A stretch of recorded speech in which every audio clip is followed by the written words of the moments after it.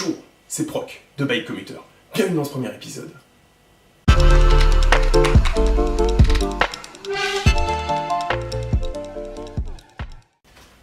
Alors, Bike Commuter, qu'est-ce que c'est?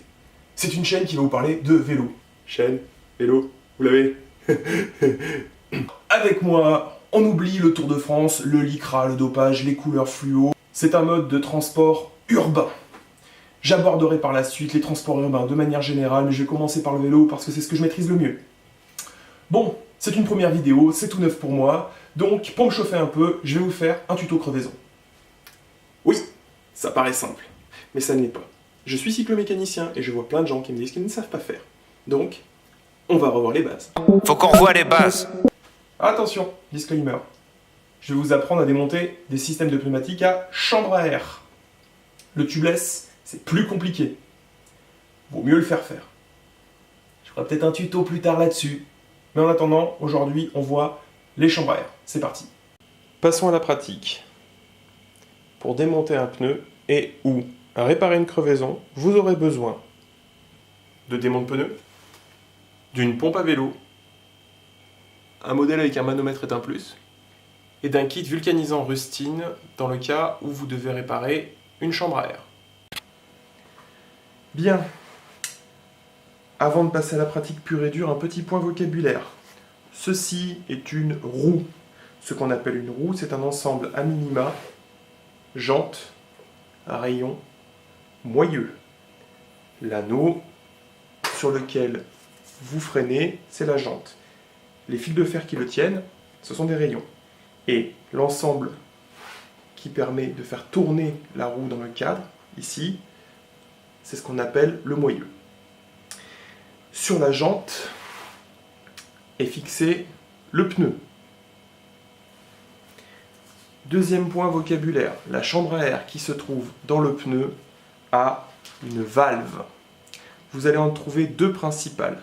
Celle-ci, la Presta, et celle-ci, la Shredder. Note, pour les dégonfler, les Presta sont un petit peu plus pratiques parce qu'elles ont cette petite partie, j'attends que ça fasse le point. Voilà. C'est ce qu'on appelle un obus. Quand vous appuyez dessus, l'air va s'échapper. Et sitôt que vous allez arrêter d'appuyer, ça va rebloquer la valve. Voilà. Les shredders en ont une aussi, mais c'est ce petit point. Si vous appuyez dessus, ça va chasser l'air aussi. Là, on ne le voit pas parce que, bien sûr, elles ne sont pas encore gonflées. Dernier point, sur le pneu. Sur les pneus, vous allez trouver une partie qui va être rigide ici, et que nous allons devoir démonter. Pour pouvoir démonter le pneu, c'est ce qu'on appelle la tringle. Maintenant que vous savez de quoi je vais parler et à quoi correspondent les mots que je vais utiliser, on va passer à la pratique. On commence par s'assurer que la chambre à air est totalement dégonflée. Là, nous avons affaire à une chambre à air Presta. Donc du coup, je dévisse le petit obus et j'appuie, ça chasse tout l'air. J'appuie un petit peu sur le pneu pour finir de chasser l'air résiduel au maximum. Voilà. Nous prenons les démonte-pneus. La plupart des gens conseillent de partir du côté de la valve. Donc on repère le trou de valve et on va venir glisser. J'attends encore une fois que la caméra fasse le point. Zoup, allez, cocotte, voilà. Nous allons utiliser cette partie-là du démonte-pneu. Nous allons venir glisser cette partie sous la tringle du pneu qui est coincée dans la jante et nous allons faire levier. On prend avec le deuxième, on lève là aussi. Ne pas hésiter, une fois que vous avez sorti le pneu à deux endroits, à retirer le premier pour l'amener plus loin et ressortir la jante. Voilà. Quand la tringle reste sortie et ne cherche pas à re-rentrer dans la jante, c'est que vous y êtes. On serait tenté de terminer avec le démonte-pneu pour retirer la tringle, comme ça en le faisant glisser, c'est une très mauvaise idée. Vous risquez d'éventrer votre chambre à air. Donc, je me mets de l'autre côté et je fais tomber la pompe au passage. Voilà, vous passez les doigts sous la tringle et vous tirez.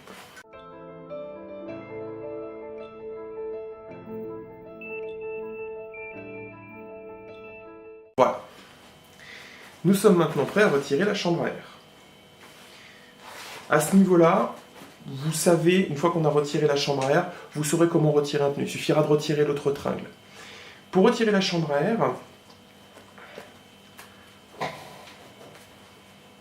on écarte le pneu, on pousse sur la valve, et une fois que la valve est sortie, la chambre à air vient tout seul.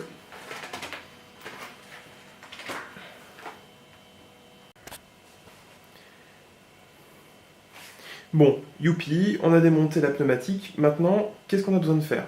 Si on a besoin de réparer la crevaison de la chambre à air, on fait la crevaison de la chambre à air, je vais y venir. Si on a besoin de changer le pneu, eh bien on change le pneu. Sinon, si on a besoin de remettre une nouvelle chambre à air, on va remettre une nouvelle chambre à air. Pour démonter le pneu, on a sorti une tringle du pneu, et bien il faut sortir l'autre. Donc du coup, voilà, là il y a une tringle de libre, là il y a l'intérieur de la jante. On sort l'autre tringle du même côté. On appuie un peu, c'est un peu rigide, c'est pas grave, ça vient quand même. Hop, et voilà. Magnifique. Vous avez démonté un pneu. Vous mettez le nouveau, vous faites ce que vous voulez, peu importe. Et après, on remonte le tout. Convention de mécanicien. Sur un pneu, généralement, il y a une marque. Hop. Ici. Donc là, c'est un Hutchinson Quartz. Quand la marque est visible sur le flanc du pneu, on le met au niveau du trou de valve. Le trou de valve est ici. Hop, oh, magnifique. Hop. Du coup, on place le pneu de manière à ce que la marque soit à ce niveau-là. Pourquoi? Simplement parce que ça permet d'avoir un repère visuel plus évident que simplement la présence de la valve lorsqu'on la cherche pour faire la pression du pneu, pour dégonfler le pneu, etc. On commence par glisser une seule tringle dans la roue.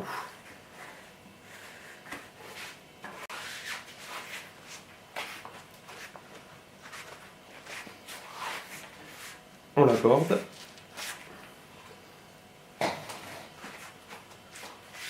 Une fois que la première tringle est installée, on va mettre la chambre à air et on va refermer la dernière tringle. Alors, comment réparer efficacement une chambre à air crevée? La question mérite d'être posée parce qu'il y a encore beaucoup de personnes qui ne savent pas comment faire.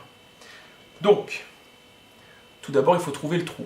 Vous démontez votre chambre à air, vous n'avez très certainement pas de bassine remplie d'eau pour pouvoir passer la chambre à air dedans afin de voir les petites bulles sortir et du coup repérer votre trou. Donc la solution la plus simple que je vous propose, c'est simplement de gonfler votre chambre à air sortie de la roue, comme ça à la main, de manière à la faire se dilater, de manière à ce que le trou se dilate aussi. En fait, la chambre à air en gonflant va faire gonfler le trou. Et du coup, vous allez soit l'entendre, soit le voir, soit si vous passez la chambre à air devant votre nez, vous allez sentir le souffle. Pourquoi je vous dis devant votre nez? Parce que le bout de votre nez contient beaucoup de capteurs sensitifs, tactiles. Donc vous allez le sentir plus facilement. Vous avez peu de chances de faire éclater votre chambre à air. Je ne dis pas que c'est impossible, mais il y a quand même peu de chances que ça éclate. C'est un matériau qui est très élastique, comme un ballon de baudruche. Voilà. Très exactement, le matériau qui constitue les chambres à air, c'est ce qu'on appelle du butyle.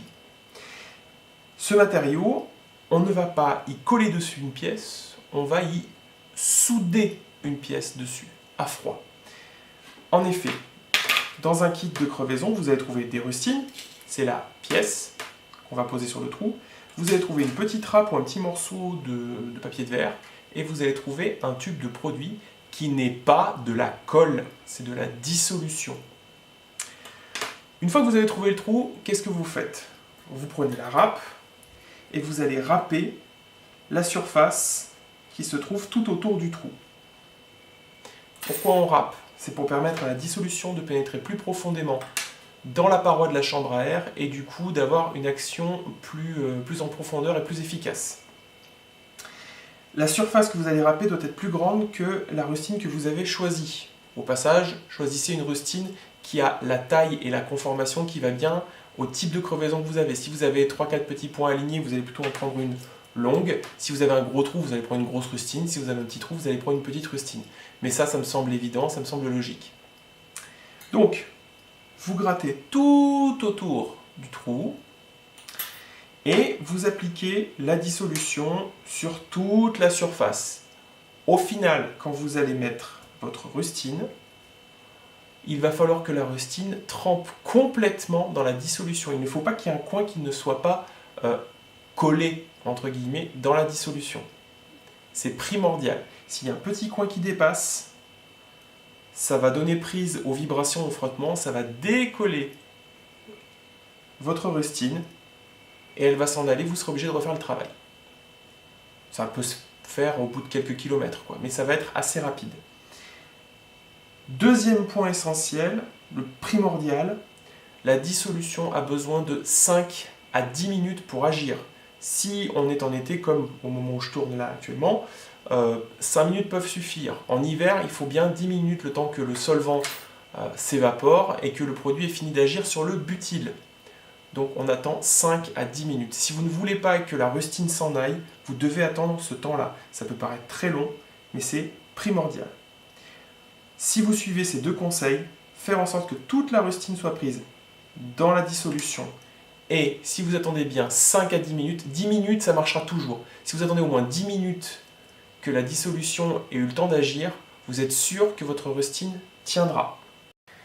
Donc, on a réparé la crevaison, il ne nous reste plus qu'à remettre la chambre à air. Was at this moment Jackson knew. He fucked up.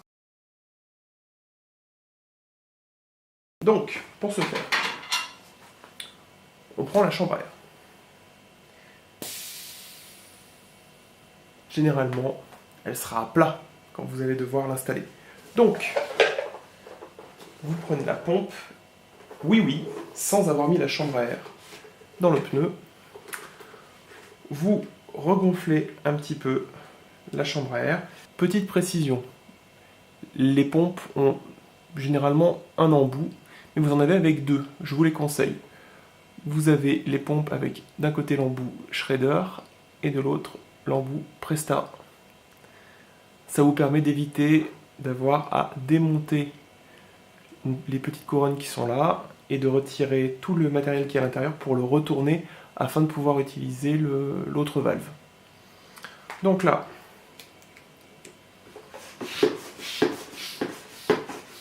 on met quelques coups de pompe dans la chambre à air, pas beaucoup. On revisse l'obus et on est prêt à remettre en place la chambre à air. On commence par la valve, dans le trou de valve. On écarte le pneu pour lui laisser la place.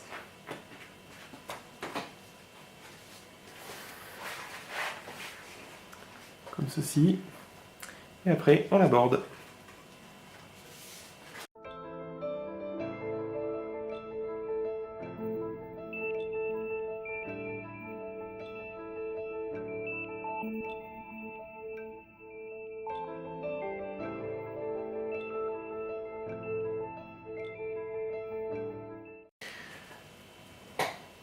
Une fois que la chambre à air est complètement rentrée dans le pneu, on va refermer la tringle. On va la recoincer, la reglisser dans la jante au fur et à mesure. Donc, c'est difficile parce que j'ai pas beaucoup d'angles, mais comme vous pouvez le voir, je le fais des deux mains. Vous faites bien attention de ne pas pincer la chambre à air entre la jante et le pneu, parce que le pincement risque de causer une crevaison. Quand vous commencez à avoir mal dans un sens, comme ça, vous allez généralement avoir mal ici. Vous retournez la roue et vous y allez avec le reste des doigts. Voilà. Et quand vos mains se sont rejointes de l'autre côté de la roue, j'ai commencé ici à la valve, elles se rejoignent là, grosso modo de l'autre côté. C'est que vous y êtes. Et là, vous allez me dire, mais tu n'utilises pas un démonte pneu pour remonter le pneu? La réponse est claire, non.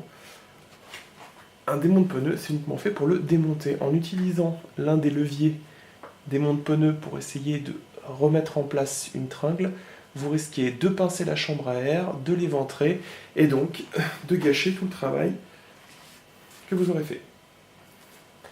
C'est parfois un peu dur, mais c'est comme ça que le travail sera de qualité. Au tout début, c'est très très dur, ça finit par être beaucoup plus évident à la fin. Et voilà, ça fait clac. Vous avez fini de la remettre en place. Vous contrôlez bien que la première tringle est complètement en place, sur tout le pourtour. Vous faites le même contrôle de l'autre côté. Et une fois que c'est fait, il n'y a plus qu'à gonfler et à remonter la roue. Vous allez terminer. Voilà. Voilà. Et voilà! Voilà. Vous êtes parés contre les choses-trappes urbains.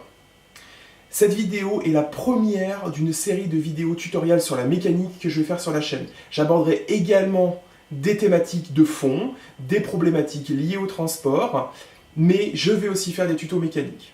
Précision, exercez-vous. Ça a l'air plus facile sur YouTube qu'en vrai. C'est ce qu'on appelle l'effet de surconfiance. À ce sujet, allez voir la vidéo que Spleen LND a fait sur l'effet de surconfiance. Je vais mettre un truc par là, etc. C'est ma première vidéo, je sais pas faire, voilà, je vais incruster un truc. Vous pourrez aller voir, de manière générale, allez voir toute sa chaîne. C'est du caviar, voilà. Spleen LND, mec, tu rocks. Voilà. Voilà. Abonnez-vous, cliquez la cloche. J'ai jamais trop compris à quoi ça servait, mais il paraît qu'il faut le faire, donc ben voilà. Je suis le mouton. Hashtag mouton. Suivez-moi sur Twitter, j'ai créé la page hier soir. Yes! Sur Facebook, elle existe depuis longtemps, ou sur Tumblr. Et là, vous allez me dire, pourquoi Tumblr? Bah, tout simplement parce qu'à la base, Bikecommuter, c'est pas une série de vidéos sur YouTube. À la base, c'est un blog de GIF, Graphic Interchange Format, et pas Graphic Interchange Format. Donc, c'était un blog de GIF que j'avais fait au sujet du vélo urbain. Voilà. Je vous souhaite bonne route et que tout roule pour vous. Salut!